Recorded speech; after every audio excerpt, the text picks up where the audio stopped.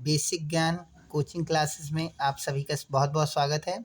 आज हम लोग देखेंगे केवीएल और केसीएल। ठीक है, पिछले लेक्चर में हमने एक डीसी जनरेटर का डीसी मोटर का एक क्वेश्चन सॉल्व किया था। आप जागे चाहें तो वो क्वेश्चन देख सकते हैं, मोस्ट एक्सपेक्टेड क्वेश्चन है। आज हम देखेंगे केवीएल और KCL. Kirchhoff current law, current law and Kirchhoff, ये पहला लॉ है किरचॉफ करंट लॉ। ठीक है, Kirchhoff current law and second Kirchhoff voltage law. चलिए पहला देखते हैं केसीएल।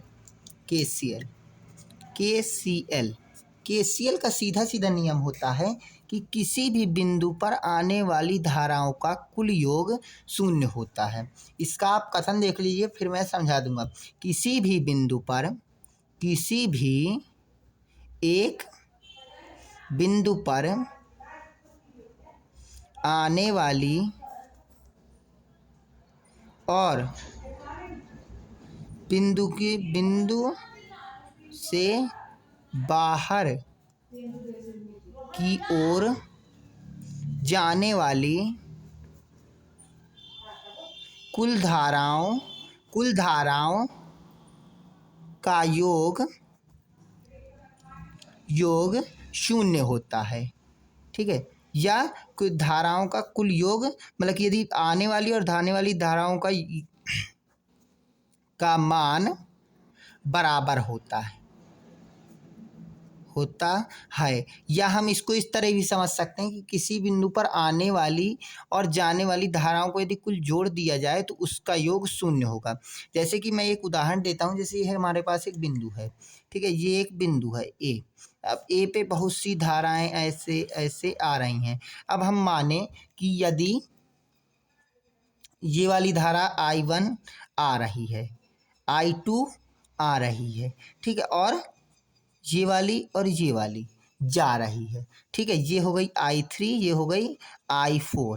ठीक है, I1 और I2 आ रही हैं इस बिंदु पर और I3 और I4 जा रही हैं। तो इसका जो गणितीय कथन लिखेंगे, हमने क्या लिखा, किसी भी बिंदु पर आने वाली कौन कौन सी हैं, I1 प्लस I2। ठीक है, और बिंदु से बाहर की ओर जाने वाली, बाहर की ओर कौन कौन सी जा रही है, अंदर की ओर आने का मतलब ये देखिए इसकी दिशा इस ओर है कि ये इस बिंदु की ओर अट्रैक्ट करेगी। ये देखिए बाहर की ओर है, ऐसे ये बाहर की ओर जाएंगी। तो ये दोनों रेखाएं क्या हो रही हैं, बाहर की ओर जा रही हैं। बाहर की ओर जाने वाली धाराओं ठीक है का योग तो मैंने शून्य लिख दिया था। धाराओं का मान बराबर होता है, मतलब ये जो धाराएं हैं इन धाराओं के बराबर होगी। ये I4 है। ठीक है, आप इसको इस तरह भी समझ सकते हैं जो मैंने पहले लिखा था कि किसी भी बिंदु पर आने वाली और जाने वाली धाराओं का कुल योग, यदि हम इसको जोड़ें I3 हो जाएगी माइनस, और माइनस I4 बराबर 0। ये भी इसका एक गणितीय कथन है, चाहे आप ये याद कर लें चाहे ये याद कर लें। ये सबसे सरल होता है कि आने वाली धाराएं जाने वाली धाराओं के बराबर होंगी। ठीक है, और इस तरह भी आप याद कर सकते हैं कि आने वाली धाराओं को धनात्मक, ट्रिक, आने वाली धाराएं धनात्मक और जाने वाली धाराएं ऋणात्मक। ठीक है, धाराएं ऋणात्मक लें। ठीक है, यदि आप इस तरह इसको करेंगे तो ये आपके लिए एक समझने के लिए हो जाएगा, और इसको आप पूरा जोड़ देंगे तो वही बन जाएगा। ठीक है, आप समझ सकते हैं ना। हाँ, चलिए हम लोग आगे देखते हैं। और हमको क्या पढ़ना है, हमको देखना है, ये हमने पहला क्वेश्चन इधर पे देख लिया। अब हम आगे देखेंगे, क्या आगे देखेंगे हम लोग एक इसका क्वेश्चन। जैसे कि एक ये बिंदु है, ये और एक धारा इस तरह है। ठीक है, इसको हमने I1 equal 2 ampere, I2 equal 3 ampere आती हुई मान ली, और ये जाती हुई मानी। जैसे मैंने कहा I3 बराबर है 4 एम्पियर। ठीक है, तो आपको बताना कि I4 कितनी होगी। ठीक है। तो हम देखिए इसको सॉल्व करते हैं। जैसे I1 हम जानते हैं कि आने वाली धाराएं जाने वाली धाराओं के बराबर होंगी, means I1 equal I2, I1 plus I2 equal I3 plus I4। ठीक है, तो I1 प्लस I2, I1 कब है 2 एम्पियर, I2 है 3 एम्पियर, I3 कितना दी रखा है 4 एम्पियर, I4 हमको पता नहीं है। तो 3 और 5, 3 में 2 जोड़ा 5, इसका हम पक्षांतर कर देंगे। ठीक है, चलिए पहले लिख लेते हैं I4। अब हमने इसका पक्षांतर कर दिया, जैसे इसको यहाँ ले गए, पक्षांतर में क्या होता है कि चिन्ह बदल जाते हैं, जैसे प्लस का है तो यहाँ आके माइनस का हो जाएगा, 5 में 4 गए तो यहाँ आ जाएगा I4। ठीक है, तो यहाँ से I4 इक्वल आ गया, I4 इक्वल आ गया 5 में 4 गए 1 एम्पियर, तो मीन्स I4 का मान 1 एम्पियर होगा, 1 एम्पियर होगा। ठीक है, इस तरह ये होता है हमारा किरचॉफ करंट लॉ। ठीक है, KCL। मैं आपको एक क्वेश्चन देता हूँ, आप लोग जरूर इसका कमेंट में उत्तर दीजिएगा।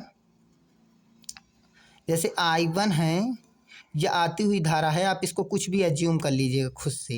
यदि एक धारा है 3 एम्पियर की जो आ रही है, और एक 2 एम्पियर की जा रही है, और एक 7 एम्पियर की आ रही है, तो इस धारा का मान कितना होगा? ये है मान लीजिए I, मान बताइए, आपको I का मान बताना है। ठीक है, I का मान आपको बताना है। ये 3 एम्पियर है, ये आ रही है, ये 7 एम्पियर आ रही है, और ये 2 एम्पियर जा रही है, 1 एम्पियर जा रही है, आपको I का मान बताना है। चलिए अब हम देखते हैं, अब हम अपने अगले लेक्चर में देखेंगे KVL। ठीक है, आप लोग इस क्वेश्चन को ज़रूर बताइएगा। अगले लेक्चर में हम देखेंगे KVL, किरचॉफ वोल्टेज लॉ।